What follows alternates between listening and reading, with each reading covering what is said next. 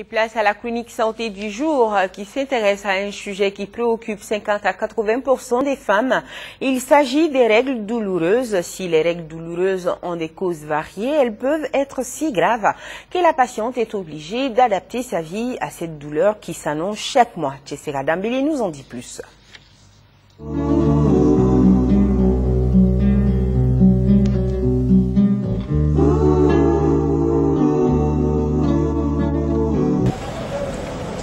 Elles ne touchent que les femmes en âge de procréer. Elles se répètent tous les mois et sont très redoutées. Elles, ce sont les règles douloureuses, également appelées par les spécialistes dysménorrhée ou algoménorrhée.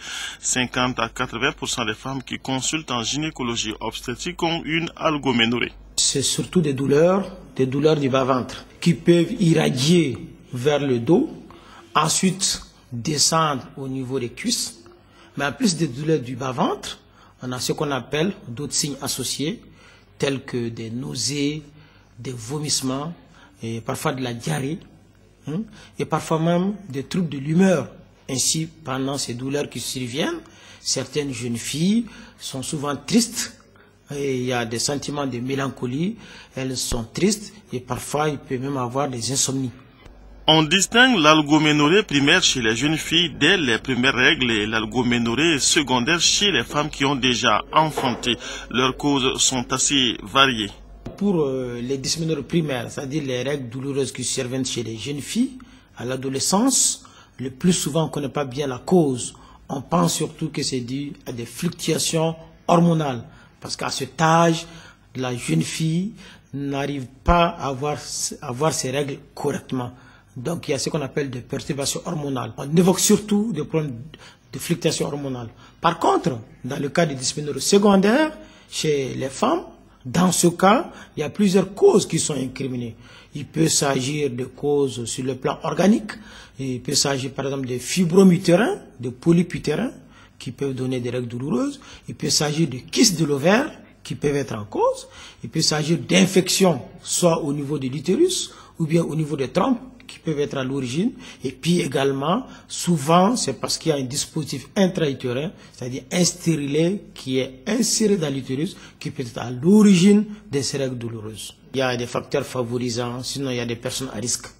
Comme facteurs favorisant les personnes à risque, il y a d'abord ce qu'on appelle dans notre jargon les antécédents familiaux. Il y a certaines familles où la maman a fait ses règles douloureuses, la grand-sœur a fait ses règles douloureuses, la patiente qui vient nous voir également va présenter ce qu'on appelle des règles douloureuses. Deuxième élément, il y a ce qu'on appelle la puberté précoce, c'est-à-dire des jeunes filles qui voient les règles avant l'âge de 11 ans. Assez souvent, ces gens-là aussi font des règles douloureuses.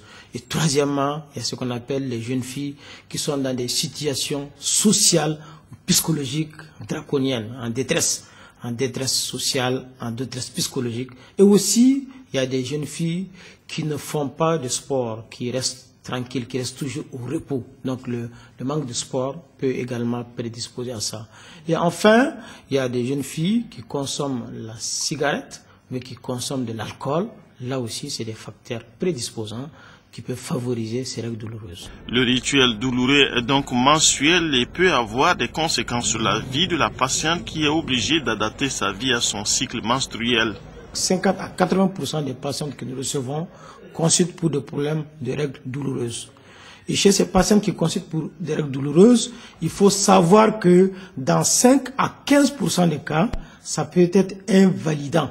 C'est-à-dire que ça peut entraîner chez des élèves ce qu'on appelle l'absentéisme scolaire, et ceux qui travaillent chez les professionnels, l'absentéisme sur le plan professionnel, c'est des gens qui sont tout simplement obligés de rester à la maison, et ça fait un manque à gagner si ces gens-là doivent travailler. Avec le faisceau des causes, les règles douloureuses peuvent dévoiler un autre problème de santé plus sérieux et être cause d'infertilité féminine. Quand c'est dit à des causes organiques, effectivement, ça peut être à l'origine de l'infertilité.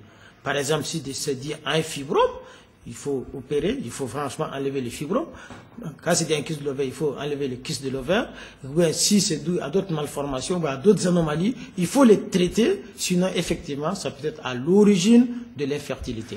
Les médecins proposent leur solution aux règles douloureuses. Ils doivent donc être consultés sans tarder si les douleurs menstruelles s'accompagnent ou ont été précédées par de la fièvre ou des sécrétions anormales.